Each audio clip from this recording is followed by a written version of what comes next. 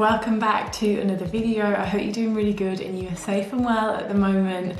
In today's video, I'm going to be showing you some high protein, low calorie dessert options. We're going all out today. I am super excited. If you guys have followed me for a while, you'll know how much of a sweet tooth I have. So today is a good day. I've got this huge bar of chocolate that I'm about to chop up. So my whole approach is just being like smart with my choices, and there's so many alternatives. Like, it doesn't mean if you're trying to reach like fitness or any sort of goal that you've got to restrict a thing. That is not the way. There's just so many ways around it, and there's a lot of replacements that are healthier alternatives, but still really tasty, you know, most importantly. Before we jump straight into it, if you could hit this video with a like and make sure you subscribed, I would really appreciate it, and we'll go straight ahead. So the first one I'm going to make is a blonde chickpea dessert. Sounds really strange and you're probably thinking, chickpea, like how does that work? But just trust me on this one. I'm going to show you what you need. It's really minimal ingredients and really tasty. So for this, all you're going to need is a tin of chickpeas of preference. I'm using my favourite flavour, cookies and cream protein. I'll leave a link below. Some nut butter. I'm just using this one that we've got in at the moment, just a crunchy peanut butter. A banana. Some chocolate chips. I'm going to just like chop these into little tiny cubes. Baking powder and bicarbonate of soda. And a bit of almond milk. Just drained my chickpeas out in the sink, and I'm just going to put this into the container before I start to blend the chickpeas out. About 240 grams of the chickpeas. I've just put a bit of water in here so it's easier to blend, but obviously if you've got a food processor at home, that's a lot easier, but we'll make and do what we've got. So just give this a shake around, like in between blending it, and it does eventually get to a really nice consistency. So I'm just popping that all into a bowl. Then I'm just measuring out 120 grams of peanut butter. I would say smooth would probably be best for the mixture, but this is all that was in stock at the shop that I went to. And then I'm just measuring out 30 grams of protein, which is about a scoop. Then I'm measuring out 34 grams of banana, literally the riper the better, mushing that around and then putting it all into the mixing bowl. Then I'm just adding a teaspoon of baking powder and bicarbonate of soda. That just helps with it all rising. And then just to help loosen it up a bit as well, I'm adding a bit of almond milk. You can use any milk that you've got in, of course. For the chocolate chips, just like add as much as you like. Dark chocolate tends to have less sugar in as well, so you could use that as an alternative.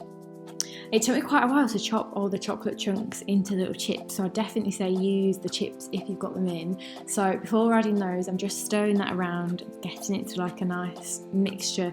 It was really easy to stir actually. I think the chickpeas are a really good consistency. Then adding my chocolate chip chunks, giving that a little mix around.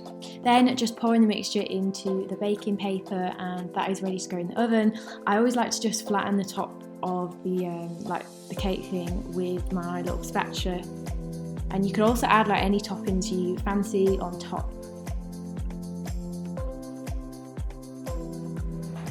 So that is the chickpea cake out of the oven. So this literally only took 20 minutes in the oven, and oh my goodness, it was so like moist in the middle, so nice and like super fluffy. You would never know it was made from chickpeas. So once it's cooled, that's when I cut it into little pieces.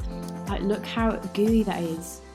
So I've been absolutely obsessed with these recently. It's just so good that you don't need to use any flour as such, and they're really good macros and just so like fluffy in the middle. So on to the next one, which is like an oat cookie, and these are so good. These are probably like my quickest go-to. And what I love about all these recipes, like you don't need a ton of ingredients. You just throw it in one bowl, pop it in the oven, and it's super quick and easy. These cookies are really low cal as well. So for this one, you're just gonna need some oats, some peanut butter, you could use crunchy or smooth, 2 bananas. Ripe bananas make everything a bit more like fluffier and light. Some protein powder. I'm using cookies and cream. This is just like my all-time fave. Some chocolate chips. I am using this, but obviously you can just use like whatever chocolate you've got in at home. So I'm just measuring 90 grams of oats in a mixing bowl, and Then my 150 grams of as ripe as you can get bananas. That really makes all the difference. And then just mashing that all up and adding that into the oats. Then I'm using 60 grams of the cookies and cream whey protein in the bowl, and that's about 2 scoops. Then I'm using 35 grams of peanut butter. I'm actually using the crunchy one, but I do think the smooth one would probably be easier like to mix around.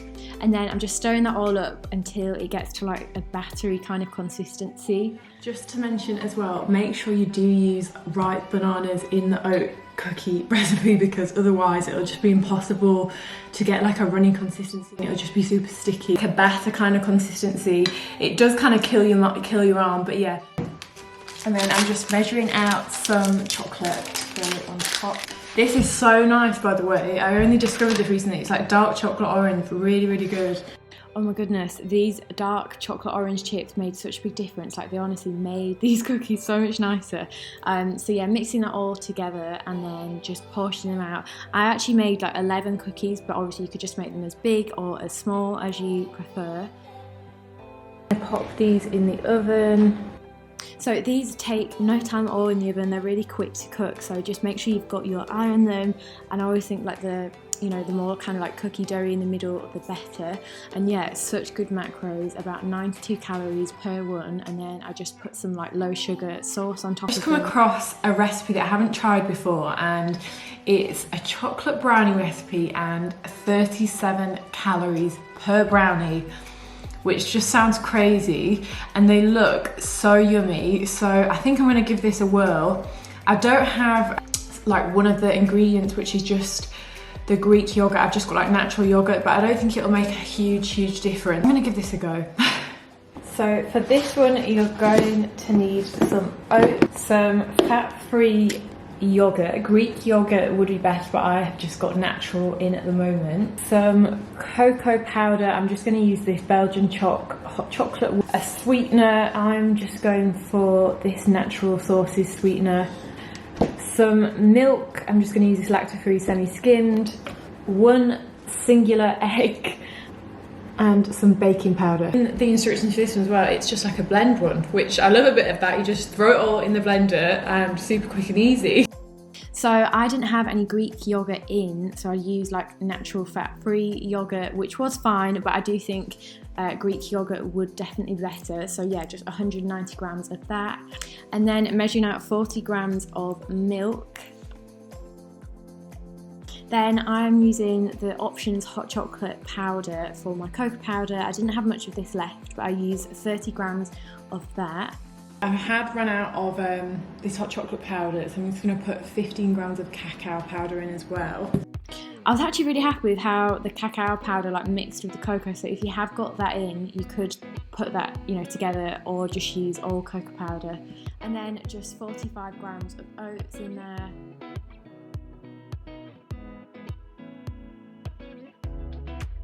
Then I'm just using a Natvia sweetener and I'm measuring out 32 grams of this.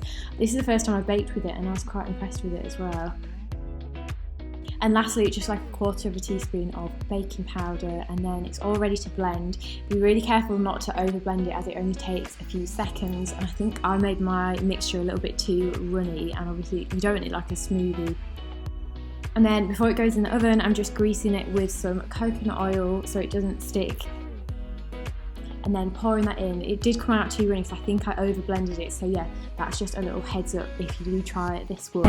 This is taking a bit longer because it's still kind of like gooey in the middle bit, so I'm just cooking it until it's kind of firmed up a little bit. Okay, so I've just taken the brownies out the oven. This is a bit that I've just toasted and it's really yummy. So in terms of the brownies, they took so much longer to cook in the oven. I used a bit too much milk by accident. So definitely make sure you don't use as much milk and try and use Greek yogurt in your one.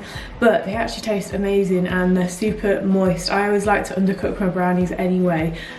So I definitely over blended this one, but I was so happy with how it turned out. It was like super gooey and moist in the middle, and obviously 64 calories per slice is just insane. So here are all my creations. I'm really happy with how they turned out. Let me know if you do try any of these recipes.